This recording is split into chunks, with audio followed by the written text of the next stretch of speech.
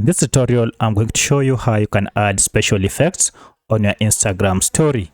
If you find this video helpful, I'll kindly ask that you support me by liking this video and also by subscribing to this channel. So to do this, it is quite simple. Just head over to this plus icon to add your story.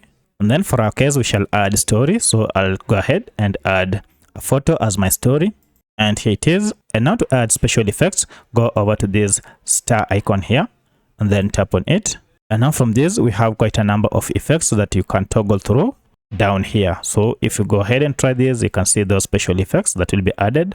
If we try this, look at that. Let's try this.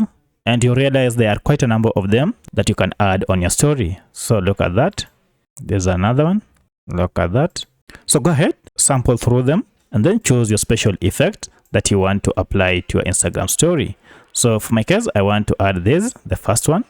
So I'll go ahead and tap on done to apply the special effects on my Instagram story. Now if I proceed and then tap on share and done, now my story has been added and here it is. If I go ahead and play it, you can now see it.